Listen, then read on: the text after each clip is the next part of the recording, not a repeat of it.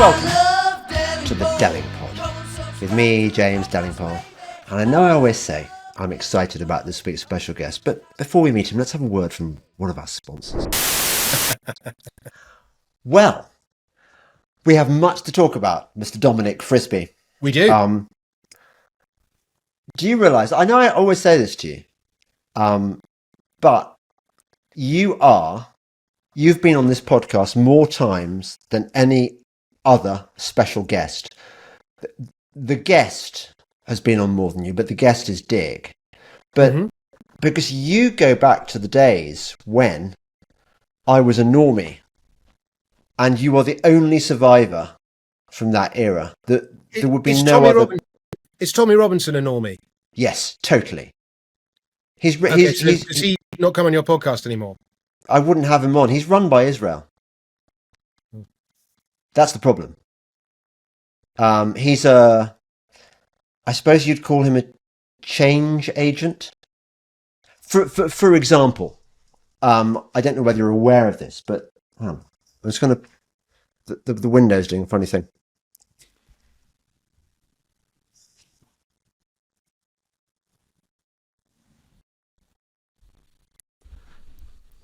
Your garden looks beautiful in the background, James. Sorry? I said your garden looks beautiful in the background. Well, does it though? Actually, this is a very bad time of year for gardeners. I'd say the best time of year for gardens is about May, when you get all the irises and stuff, and you get a reasonable amount of rain. But then you get something called the June gap, and then you get sort of some summer flowers in July. But by August, everything's looking a bit sad. Yeah, and it's hot and dry, but I can see some yellow flowers and some red flowers over your shoulder, and they're sort of the glass has made them go slightly glowy, and so it looks very nice, even if it's not nice in your view. They do look nice, and I agree. They cheer me up. We have been wondering what to do with that border, and we had this gardener around, a sort of posh gardener who does posh people's gardens, and we said we'd like this border which is low maintenance because we just haven't got time.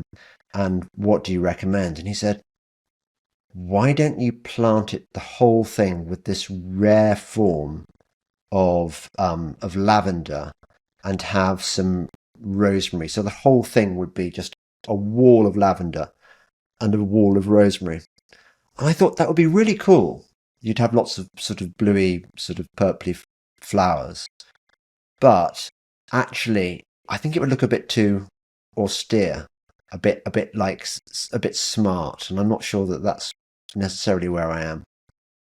Yeah, well, too much lavender can be a problem, but you do attract the butterflies. And I gather that by having lavender, you not only do you attract the butterflies, but you detract other unwanted insects. Oh, okay. There's a gardening tip from something I was told.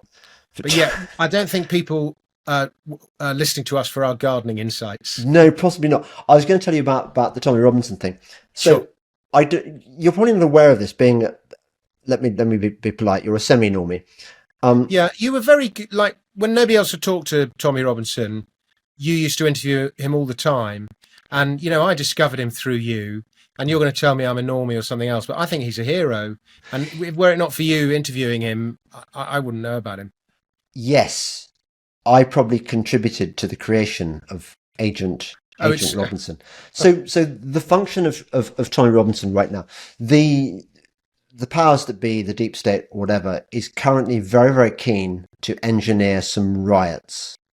And you know this because if you read the newspapers, you will see every other story is talking about this simmering tension, and the commentariat are talking about it, and there's going to be a revolution. It's everywhere. What they're doing. So I tell you an observation. I just said this casually to my son yesterday, and we were talking about this very subject. Are there going to be riots?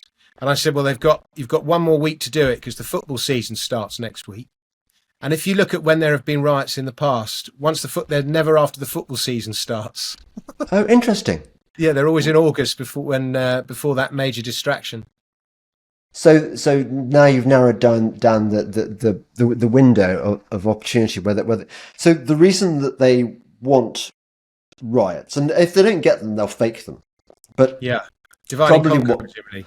probably what they will do is there will be a false flag, possibly a major false flag, a horrible incident in which somebody or other, maybe Hamas is blamed or something like that. This is what Gareth Icke was saying. I mean, I don't necessarily agree with what the Icke say about a lot, but he's definitely onto something there. That there will be some kind of incident because what they want is all these migrant hostels, all the stuff about immigration, all this the ongoing thing about Palestine action and stuff is designed to divide the populace into raging camps, each wanting to have a go at one another, and then they'll get their riots, and then they'll introduce stricter legislation and clamp down, which is what they're heading for.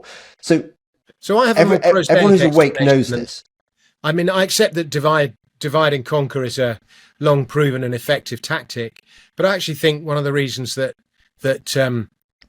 society is so divided and everything's black or white is that so many people are getting their news and getting their worldview through social media, and social media is largely designed by people who are somewhere on the autistic spectrum, and autistic people tend to see the world in a very black and white, uncompromising way with very little nuance or grey, and that worldview is being imposed on the rest of us because, as I say, we're looking at the world through the prism of social media. That's a my quintessentially Normie take explanation, James, and you're going to tell me why I'm a sucker and a fool for thinking that. Yeah, you are. But that doesn't mean we don't love you. Just no. Funnily enough, that's my next piece I'm going to write. It's called something like "Why I No Longer Talk to Normies," because normies will try and normsplain why there's a perfectly rational explanation for all this going on. And those of us who are awake again, that's funny. You really haven't a clue. It's like one of those, it's like a child trying to, you know those boxes that 1-year-olds have where they try and fit the square into the and the round thing into the round hole, and it's a bit like a child like that trying to explain to you how the world works, and you're going, yeah, but you're really as the kid, you really haven't a clue. I'm not going. Okay, well, you might be right, James. Let's not, like the last podcast, we descended into a sort of a minor tiff, a lover's tiff, and a number of people contacted me afterwards and said how entertaining they found it. But maybe we'll end up doing that today. I don't know. I don't like blood sports. It wasn't blood sport. We were just sort of, because you were saying I had to have an opinion about the moon landings and the 9/11 and all of this, and I was saying I don't have an opinion, and you wouldn't accept the fact that I didn't have an opinion. And I think it sort of went from there. Maybe that's how you characterize the debate. That's my version of the story for sure. Yeah, exactly. I'd probably disagree with you. Of course you do. Before we go on, I want to get before we go on to the important part of this podcast, which is plugging Dom's latest book. Yeah, I'm going to call you Stakhanov. Your prodigious work rate. You're always churning out stuff. You're driven. I am driven, and I produce a lot. I am productive. Yeah. Why are you so driven? Is it from your dad? I think it's because I went to a very competitive public school. Yeah. And a lot of people from my school have gone on to be incredibly successful and incredibly rich. And I feel the need to achieve similar levels of success. Otherwise, I feel inadequate. And so that sort of drives me on and on to keep producing material.